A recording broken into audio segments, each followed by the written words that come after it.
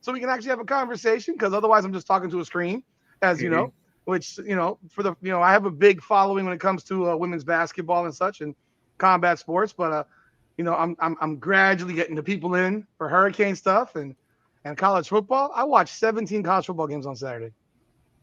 By the way, folks, this is John from Cafecito Cafecito con Canes. He has a YouTube channel, Instagram page. So we will put the link in the description so you can follow him and subscribe to his channel as well.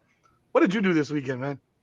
I didn't watch 17 games, but I watched some football. I definitely enjoyed, kicked my feet up and enjoyed the stress-free weekend of football.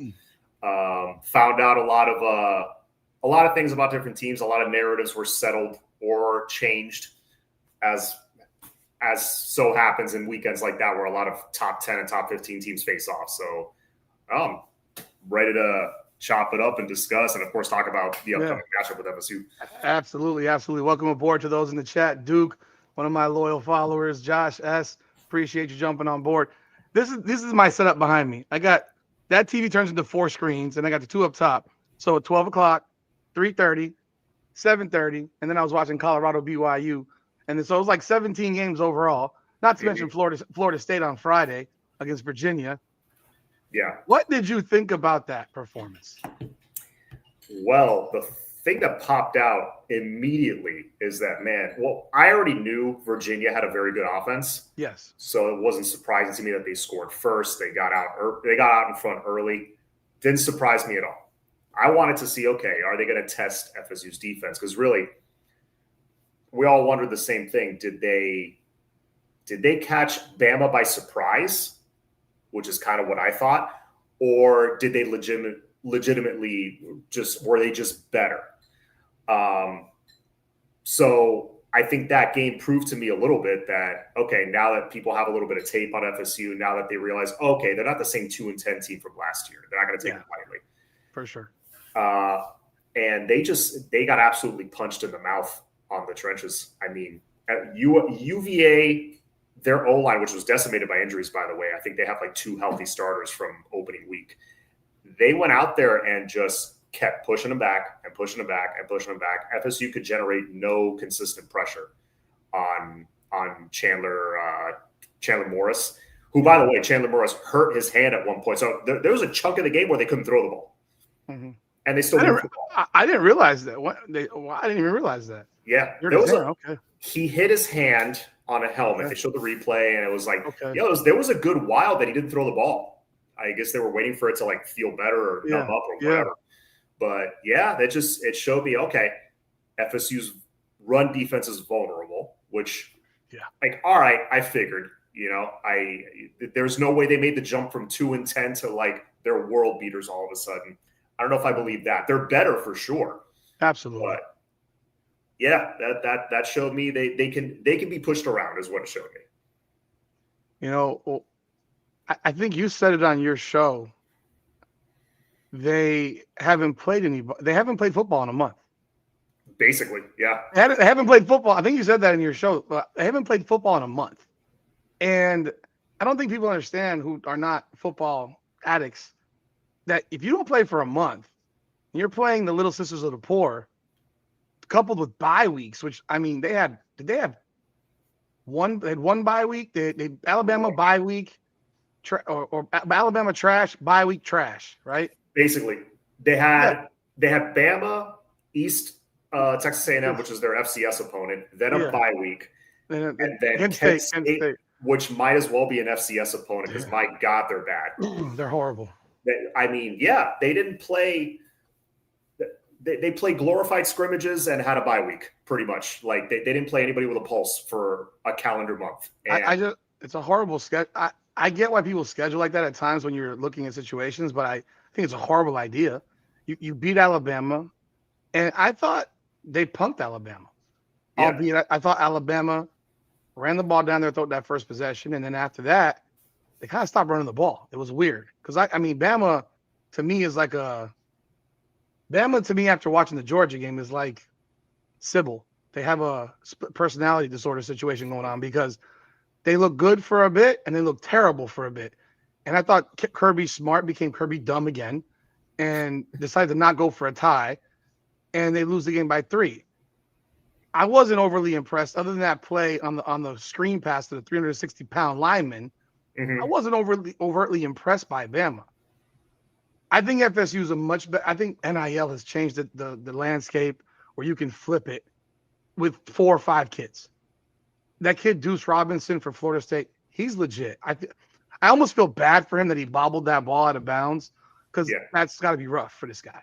But he's a tough cover, 6'6", big dude. He knows how to use his body. Tommy Castellanos, to me, is a mediocre quarterback. I'm keeping it a buck. He's a running quarterback. You stop the run, he's not worth dog shit. He went back to being that inconsistent 55% completion percentage guy. He tried to throw one ball in between the 2 linemen, I think, at one point. Like, that's not going to happen. Like, you can knock the ball down with your elbow. Yeah. He throws the pick on the blitz that he somehow couldn't knock away from the defensive player. It's just like, and did you hear what he said today? He said, we kind of needed this. Who the hell says that 3 games in? We needed to lose to get out of our happy place because you scored 70 points a game against bums. It was you're still the BC guy, bro. You're still a 6-6 BC quarterback. It reminded me of well, I know we were talking before we went live. I know you're a Dolphins fan. We were talking about the game that's happening right behind you, actually. Yeah, I have it on. Yeah, my kid's behind me watching. Yeah, you remember? Was it Cam Cameron when he said about fail forward fast or whatever? It's like that. It kind of sounds like that, and it's like, bro, fans, and your teammates and anybody around the program does not want to hear that shit. Come on, no, and not. I mean, and it wasn't. God, they fall behind 14-0. They come back, go up 21-14. Then homeboy running back runs Earl Little Jr. the absolute over, bro. He crushed that dude and just ran through him. Hey, you should have come to Miami, bro. Your dad played for Miami, and you're going to go play to Alabama and then Florida State and not Miami. I mean, serves you right. That bothers me in itself. But then they handled Florida State. They handled them. And I know who a couple of those kids on that defensive line are. They're from down here. They went to Norland High School, or they went to the school. They fed into Norland High School. They went to Norland specifically. They played at Norland High School, the twin brothers. Our linemen are going to absolutely maul those guys. They're freshmen. They're going to get crushed. And that's when I watch that, I'm sitting here saying, God, I hope the guys don't get overly excited to think that this is going to be a walkover. That is my biggest fear for the Hurricanes right now. Don't get a big head and say, you watch that, they just got scored 46 points on. I don't think Miami's going to score 46 points. I'm being real. I don't think we have the offense that's doing that. We're doing very methodical stuff. I want to stretch it out a little bit more. The swing passes left and right are getting me a little bit nauseous. But you're going to pound. I mean, they're going to run them over on the offensive line. Do you see something like that? And I'm not trying to be fanboy, but damn, I just see a lot of ground and pound and Inez Cooper flexing, and I love that guy now. My God, I love that guy. Well, first of all, you're talking about the maintaining their focus week to week. I mean, look, it's Florida State. They're going to be up for the game. They're going to Tallahassee. It's the first road game, so it kind of sets up nicely, and it's coming off a bye.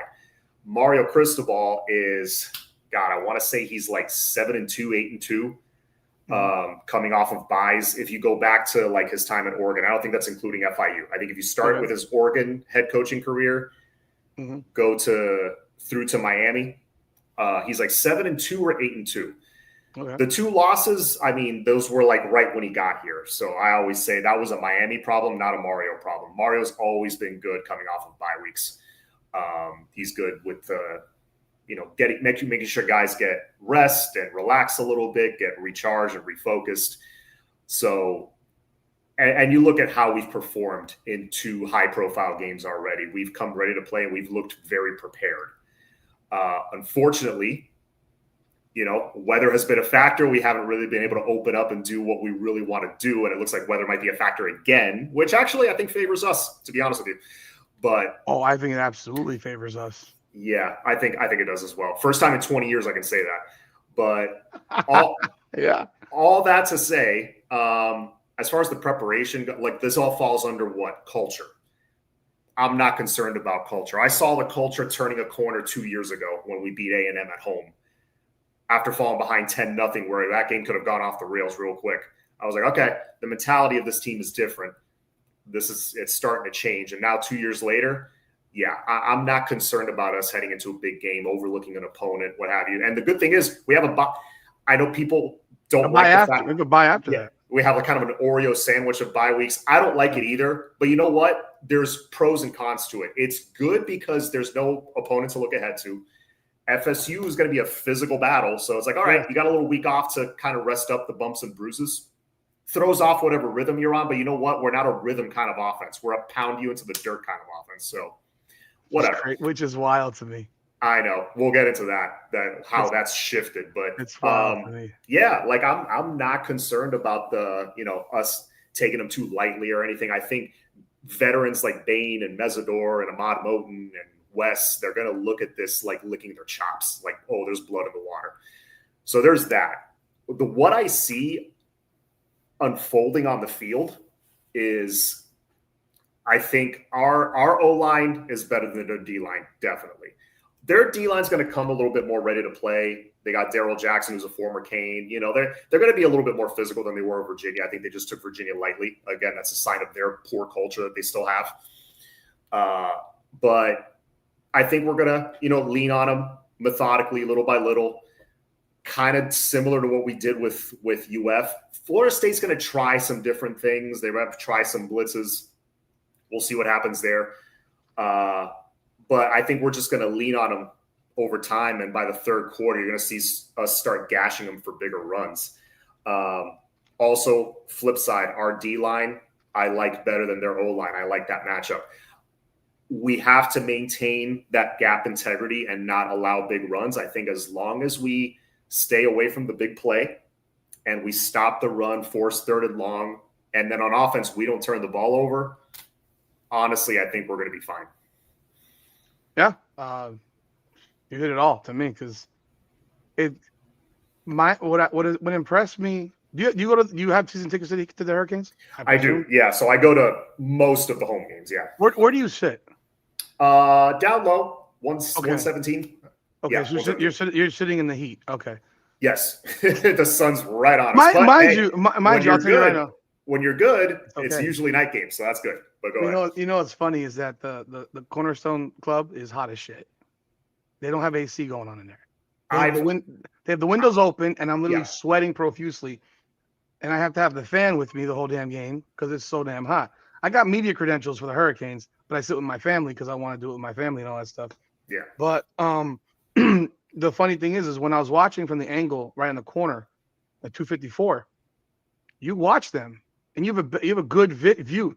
These guys are not losing assignments, and that was something that you see so often. I mean, think about this. I mean, I'm 47 years old. I grew up in the 80s. My cousin played for the '83 championship team. I grew up to the winning, even up to 2001, and then the defense that we played against Florida. It's the best defensive performance I've seen in 20 years. I don't care what Florida's got. They never left an assignment. Whenever they made a misdirection of some kind, we were there. And so I made a video last night that I posted late last night, and I said I love the ESV thing, excitement, swarming, and violence. Mm-hmm. And I'm like, I want to see violence. Mm-hmm. And Anthony Weaver of the Dolphins defensive coordinator said, I want to see violence. That word, it gave me goosebumps to say it. I know. And when you hear a coach saying, hear players saying it, it's almost like, if we get a penalty, we're gonna get a penalty violently. I don't want soft ones. You know how when people make mistakes, make the mistake all out. Don't make it because you're thinking too hard and all that stuff. But when you have, I love Mohamed Touré. Holy Lord, that kid is everywhere. Yeah. And it's like they're playing with a swarming mentality. I mean, that first possession against Florida, they had 8 guys on the ball every time. It was inspiring. It was inspiring. And it got me like jacked up because I was sitting like,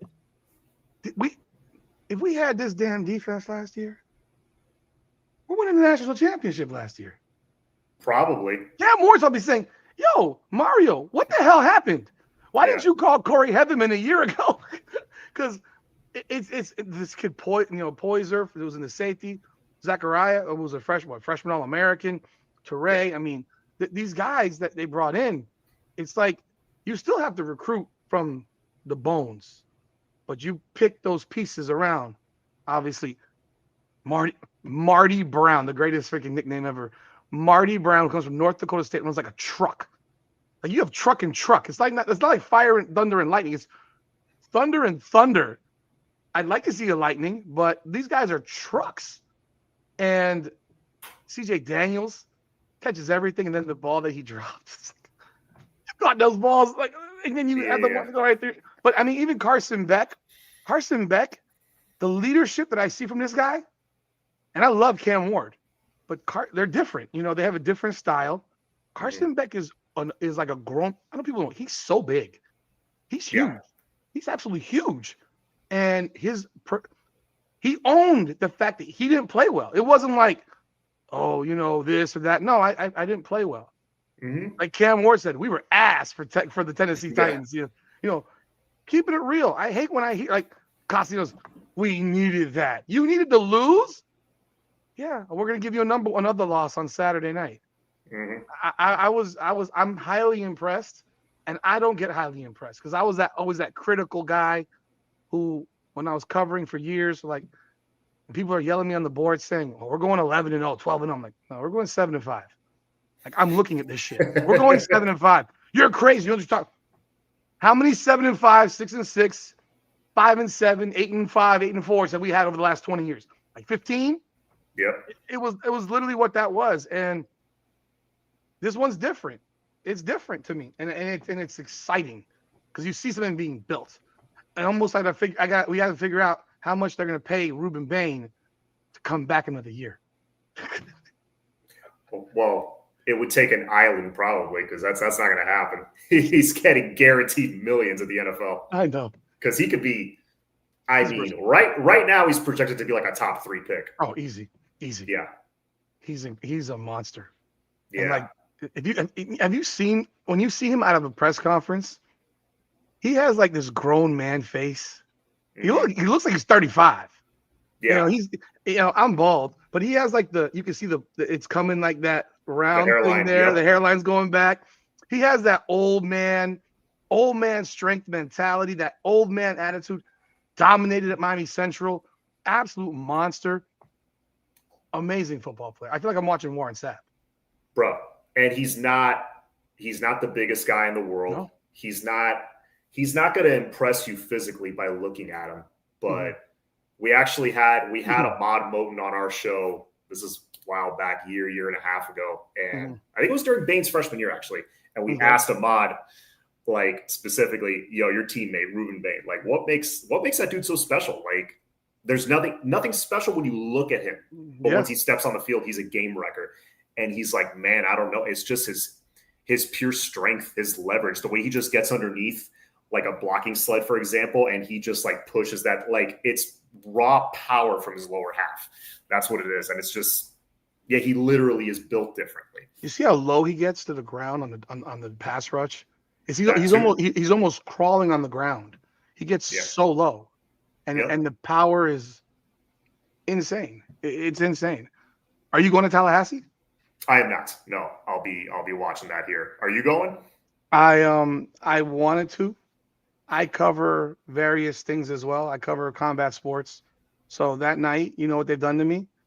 The BKFC, which I cover, the UFC 320, which I cover. The New York Yankees, I'm a Yankees fan. If we're playing Saturday night as well. Against the Red Sox. Okay. Well, the Red Sox is tomorrow. If the Yankees advance, they'll play the Blue Jays on Saturday, game 1. And then you have the Hurricanes decided to do a 7:30 start. And I was telling the guy after the Florida game, I said, please don't be a night game. I hate night games. I remember being there at Florida State, Miami, 12 noon, 2000, Jeremy Shockey, and passing out almost. I mean, in the Orange Bowl, how upper deck, the West End zone, sweating so much, 27-24. Then a couple years later, 28-27. People forget those games were at noon. Yeah, They weren't at 8 o'clock at night. They were at noon. I was at both those games. Me too. My first game ever was Wide Right 3. We sat not even in the West End zone. We sat in the upper deck, by where the old press box was. Yeah, I used to sit in the press box. That thing was up. That thing, a freaking elevator. That was so high. Overlooking the field. I remember as a kid going to all those games in the OB, looking at the press box. I'm like, that shit does not look cozy at all. It's just a glass box. It was not cozy at all. I can tell you that. Yeah, they served us hot dogs and soda. I would knock down 6 to 8 hot dogs a game covering the game. And they got these plastic chairs, and it's at a very, very high incline. Yeah. So you almost feel like if you move the wrong way, you might tumble all the way out of the window. It's glass, but you might break through it and die. But it was it felt very dangerous. The chairs were so cheap and old. You get out of those chairs that are plastic, and you get out of the chair, and the plastic's all over your clothes. Yeah. That was the plastic of those chairs. It was like sure. Yeah. Horrible. Well, yeah, we sat right, like if you're in the press box looking down at the field, we sat just outside of it to the left, second to last row. Like cooking. Like it was hot as hell that day. And then in 2002 for wide left, at this point, I'm a vet. I've been to a bunch of games. Yeah. We sat West End zone because now our season tickets are general admission to the West End zone. But we, even lining up beforehand to try to get good seats, we didn't. We had to sit upper deck again, roasting our asses up there. Those are two of the hottest days of my life, maybe.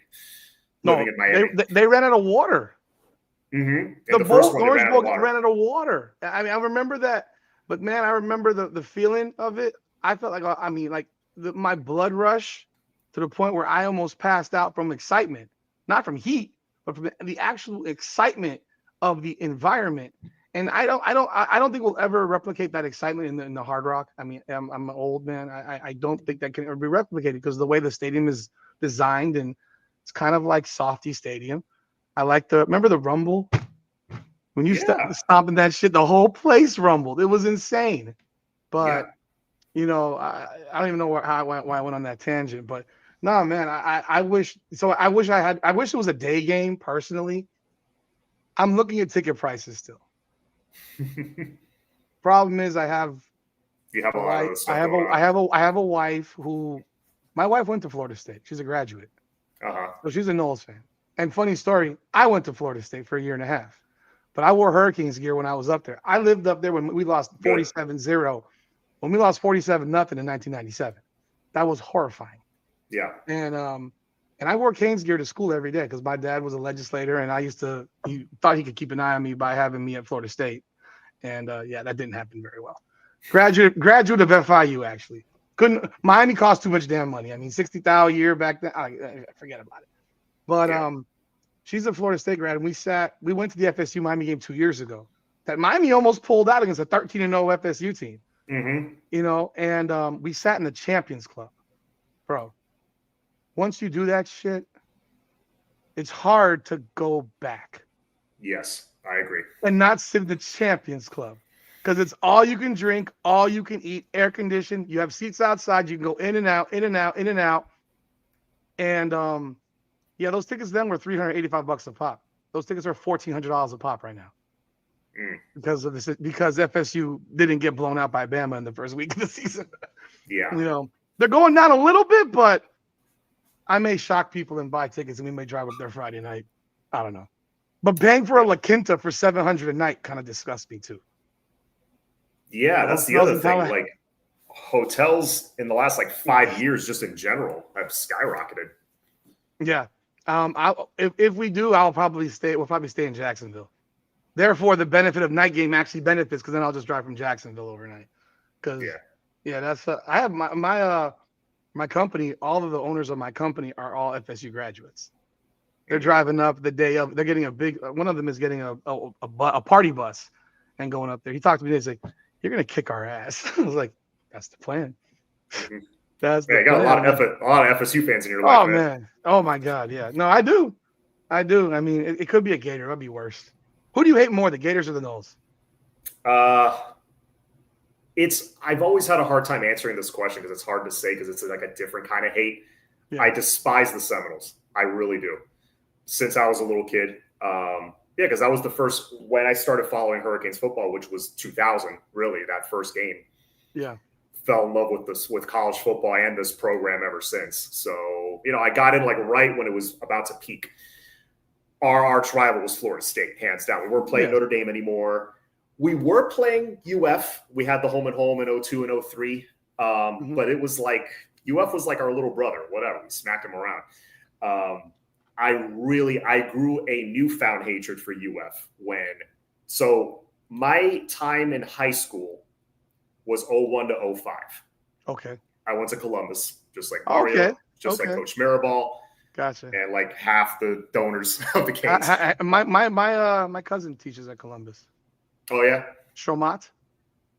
Oh, he's a math teacher. Yeah. I remember. I didn't have him as a teacher, but yeah, I know you're talking about. A lot of my cousins went to Columbus. I didn't go to Columbus because I lived in Miami Beach. That's too far. It was 45 minutes. I went to Archbishop Curley.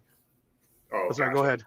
No, so my time at Columbus, I was there 01 to 05, and I think Miami lost 5 games total in those 4 years. Yeah, something ridiculous like that. Yeah. So of course, a lot of the Columbus guys I went to school with, a lot of them are kind of like bandwagon Cane fans and whatever. I go to the games on Saturday and I see a bunch of dudes from my class in the West End zone. But then when I went to college, I went to FIU as well. Why? Well, they basically paid me to go there. That's why. It's kind of a no-brainer. Yeah. Went to FIU in Canes gear like 50% of the time, pretty much. Me too. Like that was half my wardrobe was Canes gear. And during that time, which was fall. So no, it was 01 to 04 and then fall of 05 to 09 was when like the plane just went downwards. Yeah. Yeah, because like during that time, and at the same time, the Gators were on the rise. And if you spoke to Gator fans, because I had some friends, people I grew up with that like ended up going to UF, they had never followed college football until that you would have thought they discovered college football. You would have thought they were the first team to ever win anything. It's like, it's like this Tim Tebow guy's just like, yeah, I know who he is. I'm familiar. Like, shut up. Like, and that was the whole Tebow run, and they acted like he was the greatest player of all time. And I was like, you guys have no friggin' idea what you're talking about. And so I had to listen to that shit for 4 years. Just around, not just in college, but just in general, just around me in my circles. And I just got so sick of it. And it pissed me off that we played them in 08 when we weren't ready to play them. We had a team full of freshmen. That was the Northwestern class with Jacory and Sean Spence and all those guys. And I'm like, man, if we had played them when those guys were like juniors, it would have been different. It probably would have been – we could have pulled one out. Who knows? But we had to go up there with this team full of nothing but freshmen. I know we're going to get our ass kicked. And we hung tough in that game. Yeah, we did. We did better than I thought in that game. I tell you, I went to that game. So it was one of those things where that was Randy Shannon. And, I mean, we can all probably agree that he probably wasn't the greatest head coach of all time. No. And he decided that he had no idea who his quarterback was. And it was either pick one. No, he didn't want to do a quarterback carousel. And basically, what did we do? We threw nothing but freaking swing passes for 4 quarters. The whole damn game. And he's going back and forth with Robert Marv. And I used to talk. I hung out. I was younger, so I hung out with these guys. I covered them from high school. I knew Jacory Harris when he was 15 years old. Covered Sean Spence, Forrest, and all those guys because I covered for the Miami Herald and for Canes time Inside the U. Because I wrote for Canes time before we founded Inside the U, and it was one of those things where you're seeing what they're doing with these guys who are so talented. One of my favorite players of all time was Brandon Harris, one of the nicest kids ever.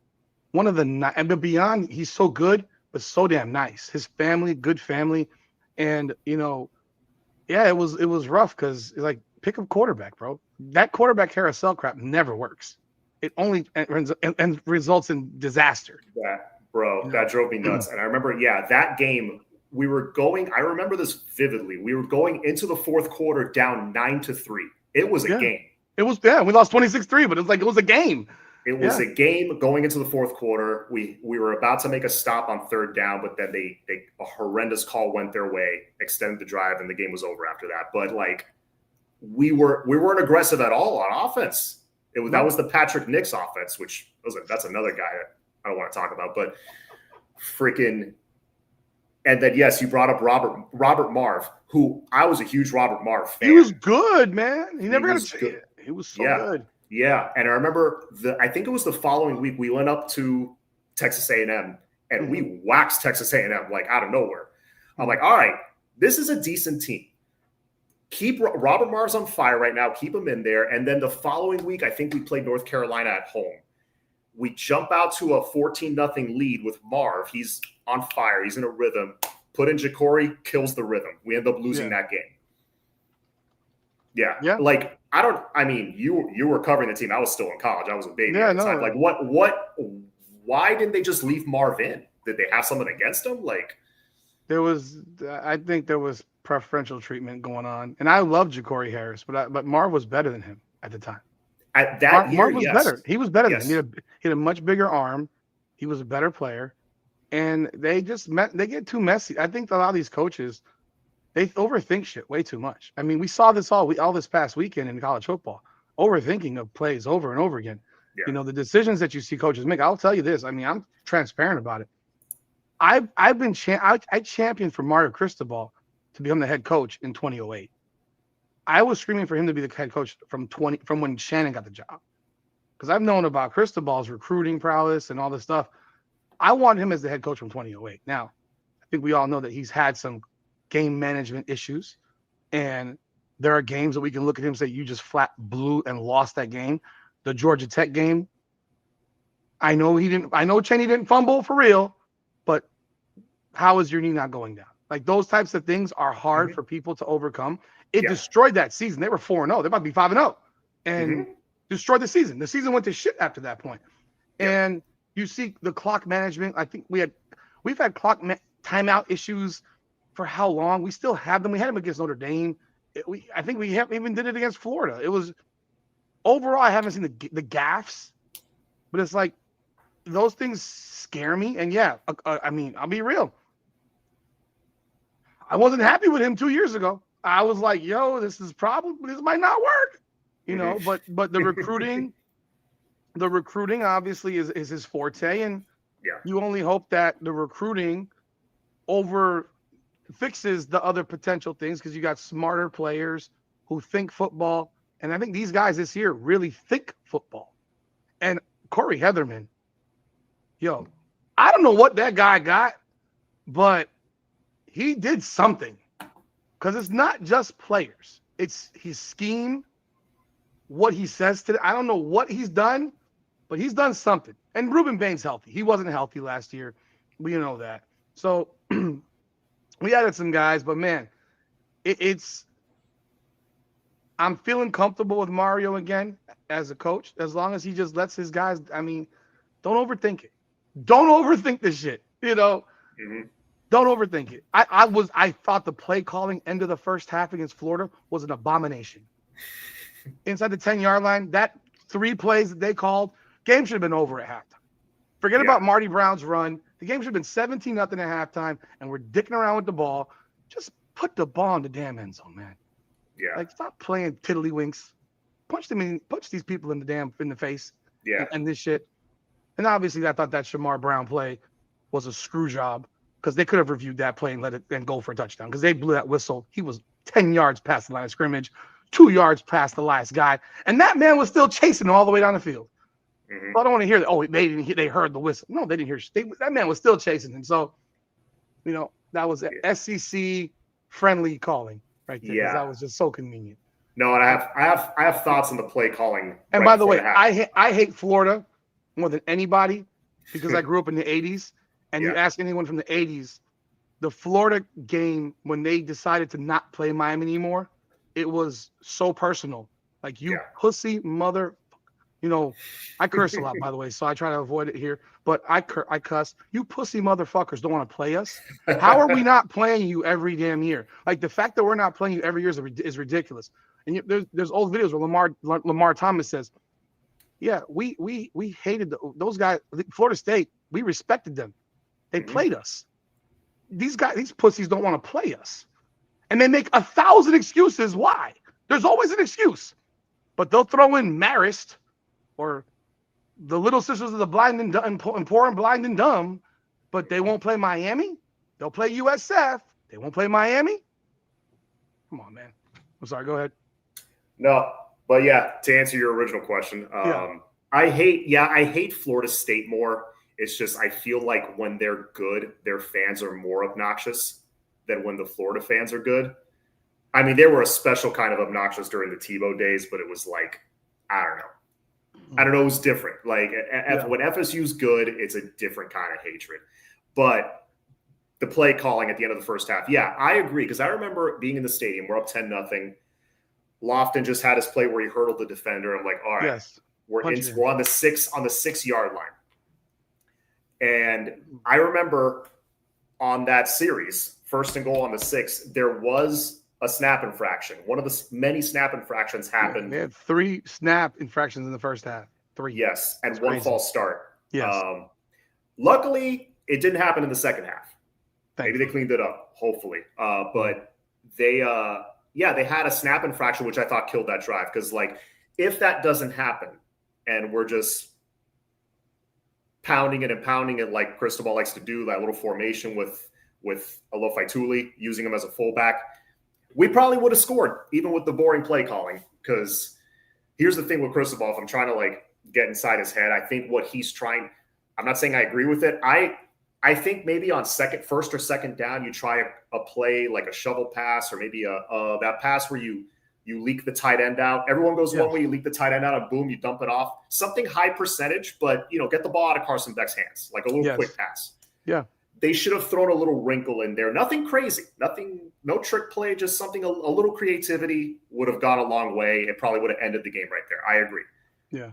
But if I'm trying to get inside Mario's head, I think what he wants to do, rather than, especially in those conditions when it's wet and stuff, rather than trying to go for it all, win by 50, throw the ball around the yard, I think he would rather, as an offensive lineman, he'd rather win by like 17, but make you suffer in the process. Yeah. He'd rather, instead of airing it out and making it look pretty, he'd rather hit you in the mouth and just take your soul slowly. He likes the slow torture. And you know what? I kind of respect it. Because I had been wanting that for so long. The days of Randy Shannon, our offensive line was so soft.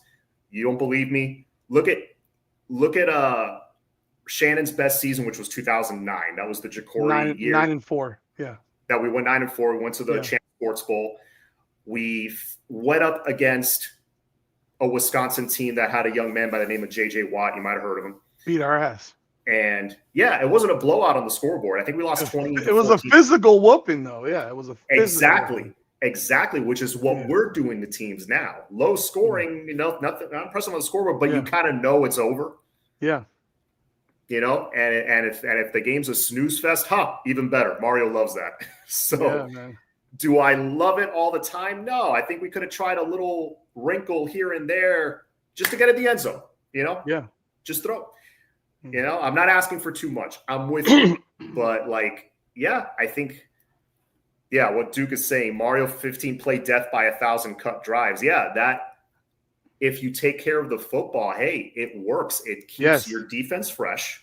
Yes. It keeps, UF had 41 snaps total for the game?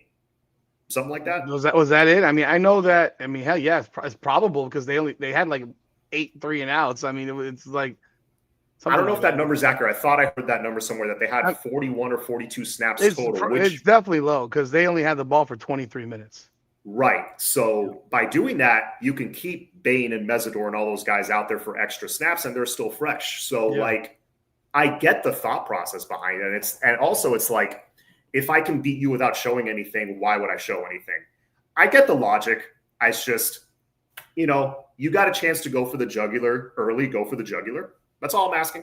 Not asking for I agree. I do think that there has to be some. I want to see.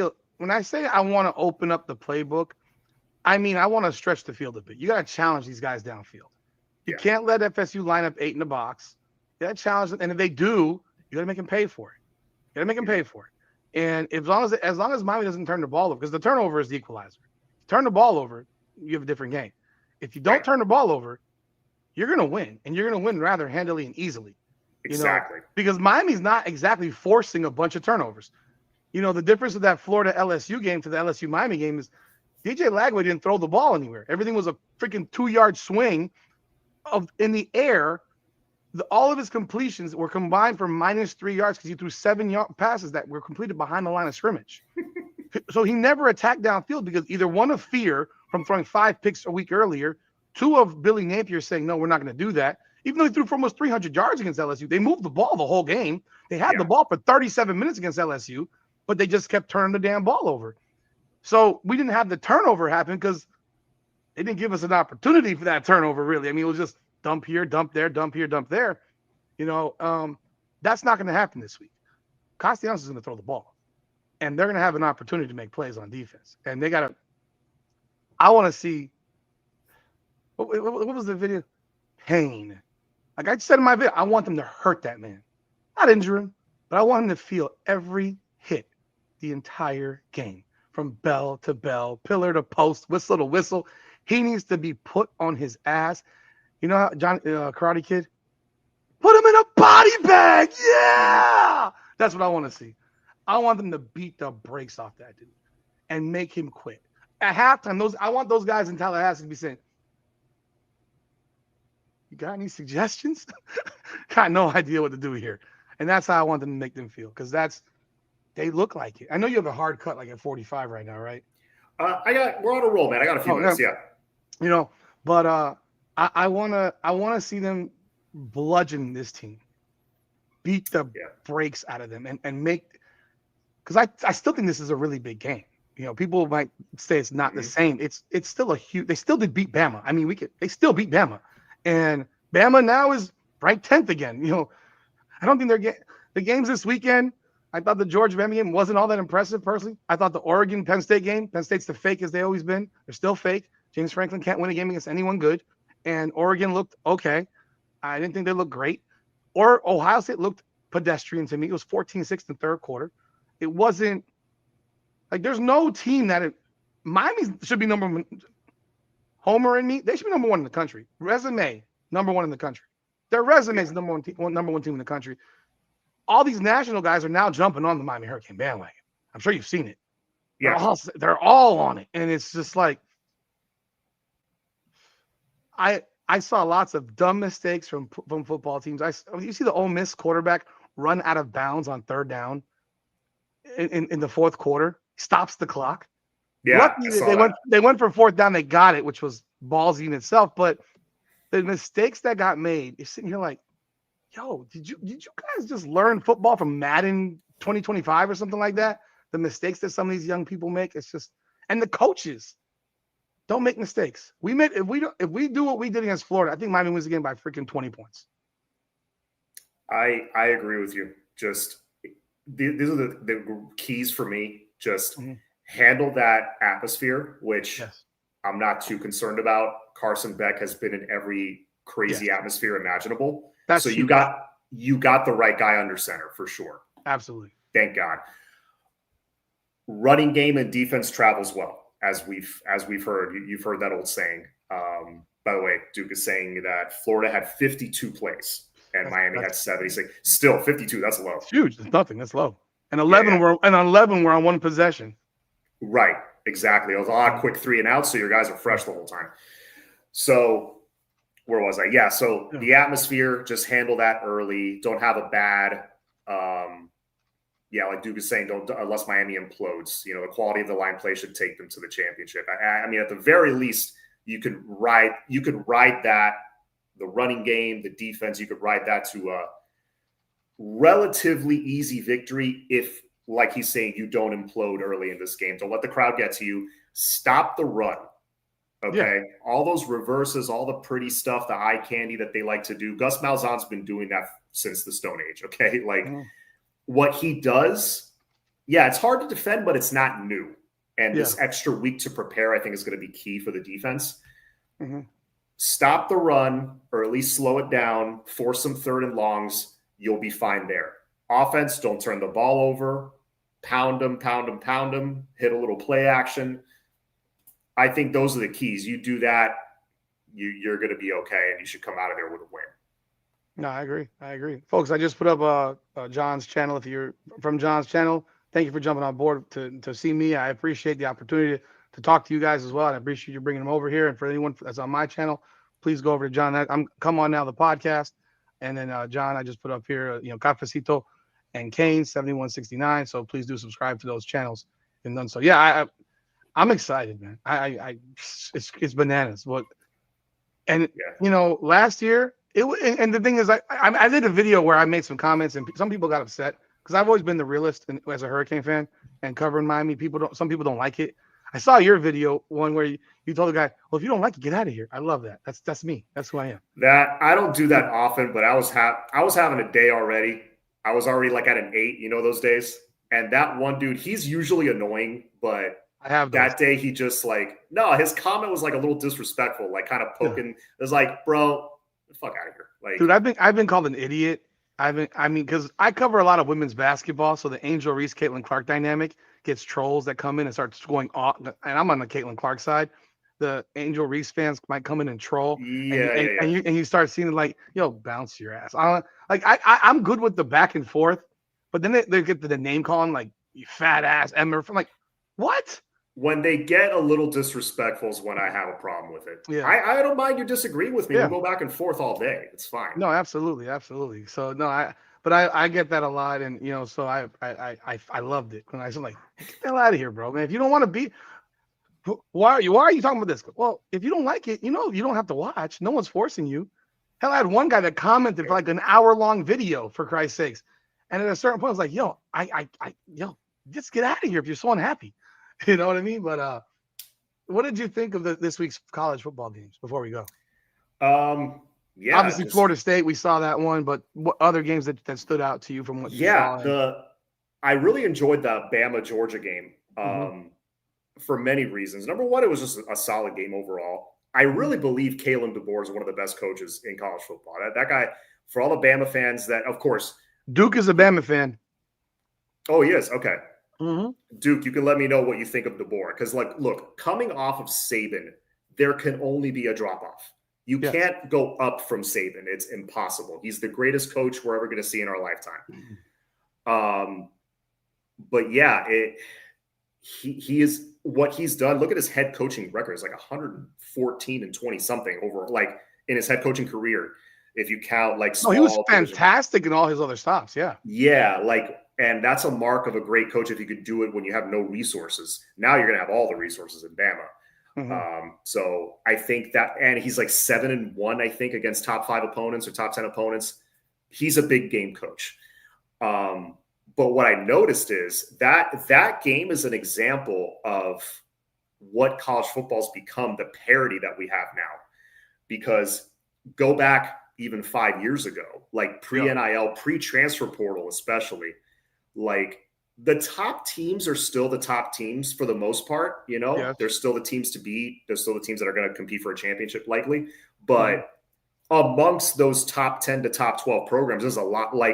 12 could beat 1, 10 could beat 2. There's a lot of parity in that zone of teams now, because you can't stack 3, 4, 5 levels deep anymore with 5-star recruits. Yeah, they'll leave. It's like, hey, you're a backup D tackle. Okay, you're 310 pounds, 6'4". All right, you're getting how much? All right, I'll give you $250,000 more to come here. And guess what? You're going to get snaps here. Done. I'm gone. And that's college football today. And that's a testament to Cristobal, to how much player retention. We were complaining about, we didn't get this guy, we didn't get that guy. Dude, look, we kept everybody except Horton. That, you got to look at that as well. That one hurt my soul. That one hurt, yeah. That one hurt my soul because I didn't understand why he would leave. He was their number one receiver coming back. I know that there was some personal feelings of that they brought other guys in that were maybe brought in to take his job. But look, you won the job. You were the number one big play option. Restrepo was number one option, but you were the big play guy. You're the outside guy. You got the size, 6'4", big guy, and you make plays. And then you're going to be the number one option next year. And you go to Alabama. And he didn't look good against Alabama. He's been dropping some balls from what I've seen. I liked him. I don't know what the hell they paid him, but that one hurt my soul a bit. I can't lie, because one of the Yeah. biggest questions when I talked to Chris Stock before the season was we don't know what they have on the outside. Well, Mhm. now we know, and that's the thing. We didn't know Malachi Tony would look like this. This kid's No. incredible. He's a monster. It's unbelievable. He just turned 18. It's incredible what this kid's done. CJ Daniels, when he says Malachi Tony holds me accountable, like, when do you hear an 18-year-old holding a 24-year-old accountable? That's nuts. But it shows character. You hear Muhammad Torre talking about how, you know, I'm playing behind the two best defensive ends in the country. My job is easy. You look at a kid like you look at the the one concern I do have is tight end. It remains, because Lofton really isn't. Lofton's not really a blocking tight end, so they're using that kid Bauman a lot. He has to play because he's their more blocking tight end, and And he every hasn't time blocked well. and every time they throw him the ball, he looks like he's lost. There was one against Florida where it's like the ball's flying and he's looking blocking in the air, and so it's like, why does Carson Beck keep throwing him the ball? God bless. Maybe they'll make me happy. He'll catch one time, but you know Malachi Tony's clearly his number one option. He loves throwing to him the ball. CJ Downs is a big playmaker. Keelan Marion's good. Kid Moore, Joshua Moore. That catch he made against USF was a ridiculous catch. He snapped. That was USF, right? He USF. snatched Yep. the ball like that. Like, people don't realize that guy's arm was in between the ball, because the ball was Yeah. underthrown. It was underthrown, and Yeah. he snatched that ball. That kid's 6'4", 215. Yeah. The He's hand huge. strength to snatch that away. No, I need to see more of Josh Moore for sure. Yeah. I need to see a lot more of him, especially with JoJo. We don't know when he's going to get on the field. I'm gonna be real with you. I think the three people that Nevin Shapiro was talking about were Joe Trader, Jordan Lyle, and Ray Joseph. I don't know if you heard that or not. Yeah. I don't really listen to Shapiro's show, but I heard him mention something about three players that might leave or something. That yeah, and they're all local, and then today, I don't know if you heard Mario Cristobal today. The question about JoJo and these guys again came up.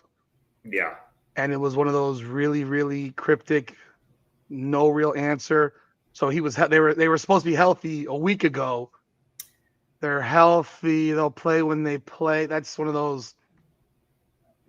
I don't like. It saddens me if that was to happen. I've heard so many different things about JoJo just alone. Like, if you want, if we go off the air now in a few minutes, I'll tell you this shit I've heard. Yeah, I've heard a few things too.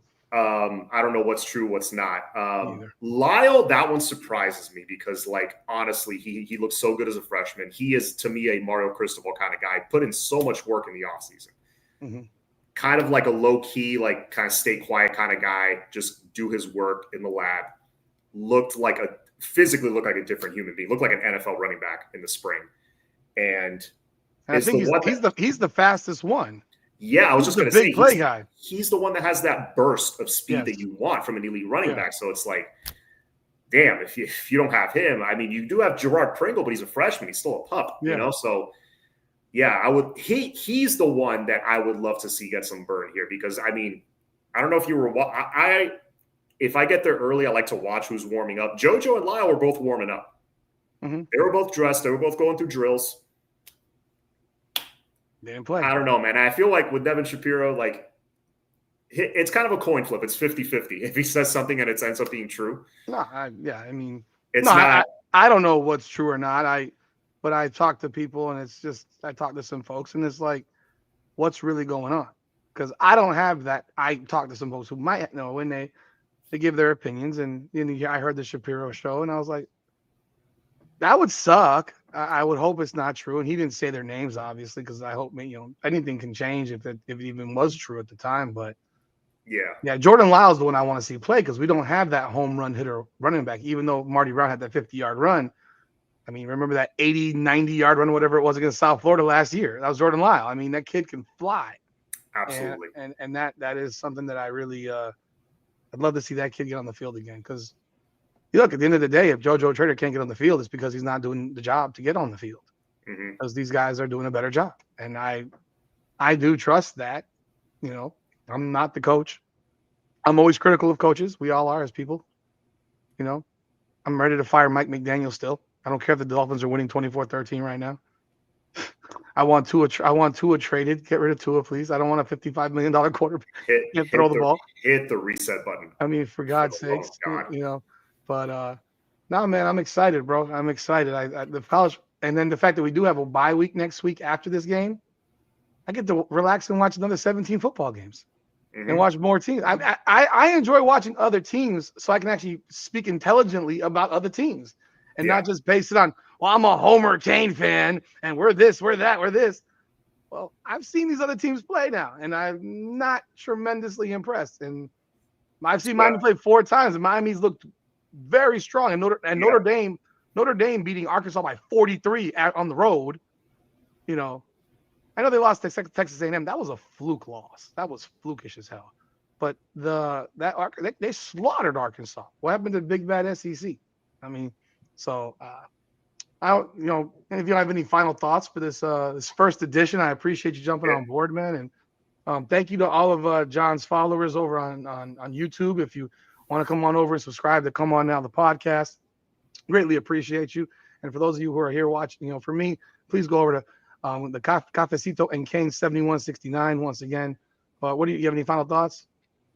Yeah, no, it's just, I hope the team stays laser focused like they have all season. They go up there, they get the dub. I don't care how pretty it is. This is one of those that I don't care how pretty it is. Get the W, go into the second bye week, and now the schedule gets real now, because now it's the real season. It's the ACC.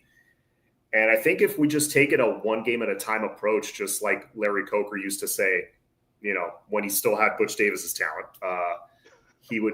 his thing. I remember driving home with my dad from the OB. I do it to this day. I put on QAM on the way home. If we win, not if we lose. I'll listen to the post game with Don Bailey Jr. and all those guys. And every time, without fail, Coker would say, no, we're taking it one game at a time. One game at a time, one game at a time. He would say that every week. During the 0-1 season, he would say that. So imagine. That's an easy way to stay focused. It's like, hey, you can't go 12-0 on Saturday, but you can go 1-0. Absolutely. Keep that focus and stay healthy, which some of it is out of your control, but God willing, hopefully we stay healthy, and all the stuff about rankings, it's all going to work out in the end if you just win all your games, because like I was saying earlier, with the transfer portal era and all the parity now, you see teams are going to lose around you. There's chaos already. Take care of business. We will not only be in the playoffs, we'll be a top 4 seed, and we'll be kicking up our feet waiting for our opponent. I heard you have to keep away from John after a Kane loss. That's what it says here. Heard you have to keep away from John. Well, thankfully, it's been a little while since the Kane loss. So I feel that if you had caught me as a high school student or an elementary school student when the Canes lost, it's tears. Mm-hmm. We're not supposed to lose. Like, this is this is not, like, what is going on here? This is not what's supposed to happen. I had to grow up and be a little accepting of it for the last 20, but I don't want to be accepting of that crap. I love what I'm seeing, and it's exciting. It's exciting to see what's going on, and I'm the fact is, I don't know if people understand how big this game really is, because, and I'm not putting this bad energy out there, but if Miami was to lose this game, it could knock them out of the ACC championship right now. Because if you look at the Virginia and Georgia Tech schedule, it is cake. Yeah. When Georgia Tech won this past weekend, I was pissed because Wake Forest gave that game away. They absolutely gave it away. That was one of the coaching debacles, was that game. Mm-hmm. Debacle of a coaching decision when they didn't get that first down. And then there was an offsides on Georgia Tech that they didn't call, that kept their, that forced a punt. But it was that game. Georgia Tech's schedule is awful. And Tech is good. I hate Tech. God, I hate that team. And Virginia, they got the NC State loss, but it wasn't a conference loss because they had a replacement game. So they don't have a conference loss. And their schedule, the only good team they play left in their schedule, I believe, is nobody. I think it's Georgia Tech plays NC State later in the season. That's the only game that you see on the schedule now that Syracuse's quarterback is out for the year with the torn Achilles. You cannot lose this. You cannot lose at Florida State. And at the same time, you beat Florida State, you end their season. Their season's done. Because 2 They're out. losses, you're not going to make the ACC championship with 2 losses. No chance. So, No. and I do think that even at 11-1, and you don't, I think you could make the, make the real argument that At you large, can make yeah. it. Yeah, at large. But I don't want to deal with that shit again, because those SEC motherfuckers will try to way to screw us at the ass, and I don't want. Yeah. I don't want to hear, oh, Miami lost at Florida State by 6, but No. Alabama's got 3 losses, and Alabama's in the no. So, yeah, get the job done. I don't want to have to deal with that headache at the end of the year. No, me neither. Yeah, so, but that's all I got, people. I appreciate everyone jumping on board. I could do this all night, by the way, just so you know. So, but no, I appreciate you jumping on board, and I will have more content, folks. Go make sure you check out John's page, Cafecito and Canes 7169. He's got content dropping. I know you do live tomorrow and Thursday, right? Tuesdays and Thursdays during the season. Yeah. During the season. So, what time is there a time, or you just jump on it? 8 p.m. Okay, 8 p.m. Okay, so 8 p.m. tomorrow on his channel, Cafecito and Canes 7169. Then on Thursday as well, 8 p.m. Yeah. Tuesdays and Thursdays, 8 p.m. all the way until the season ends, which hopefully is mid-January. So okay, do you do recordings throughout the week as well, or just the lives?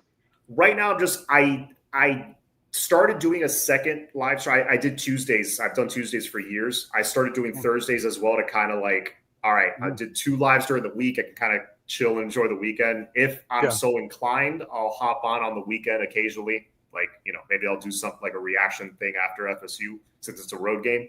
We'll see. But yeah, I pretty much stick to my Tuesdays and Thursdays. I'm also on the Miami Flow channel. We do our Sunday night shows. I do that with Flow. Okay, I see that here. I'm looking at your page right now. Yeah. So I'm his co-host on that. Mm-hmm. Great show, lots of followers. So go check that out as well if you guys are new listening and you're new to that.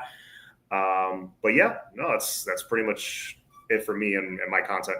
Yeah, I'll have a lot of day-to-day content recordings that I post, and you're gonna see more of them. I'll do another one tonight, and the next day, and then I'll leave my final preview for Friday night. And because this is hate week, and I hate those MFers right now, and I want to bury Tommy Castellanos, put him in a ditch. That's all. I mean, I want that man to be. You ever see the movie The Program? Dude, I've been told so many times I need to see that. That was kind of like a little bit before my generation, but I've been told by guys over the years that like watched college football through the 90s. It's like, bro, if you're a fan, you got to see The Program. Like, I haven't gotten around to it, but I got to see it. I want to see them take the snot bubbles out of Tommy Castellanos, man. Oh my God. That kid pisses me off so much. His mouth, you just want to shut it. Yeah. Just want to shut it, And we'll make his dream come true. We'll give him another loss. Don't worry about it. So, yeah. That's it, folks, man. I appreciate y'all once again. Thank you so much for jumping on board this evening for the first edition of Hurricanes Unfiltered. Again, Cafecito and Canes 7169. Go subscribe to John's channel. If you haven't subscribed to mine, come on now, the podcast. I appreciate y'all. You're on social media as well? On Instagram, yeah. Just Cafecito and Canes. Just search it. It should come up. I will tag that in the description, so be sure to follow in there. And, of course, myself, I have 2 Instagram pages, Come On Now Podcast and Hurricanes Unfiltered specifically for this. But God bless, bro. And, let's get it done, man. Let's get it done. Violence! I want violence! Ooh! Absolutely. I feel like I'm going to go to high school and put on some Gravediggers and say, bang your head! But, man, I appreciate you folks, man. Thank y'all so very much. Be sure to subscribe. Thank you again, and God bless. Let's go Canes, man. Let's go. Hold on in the stream.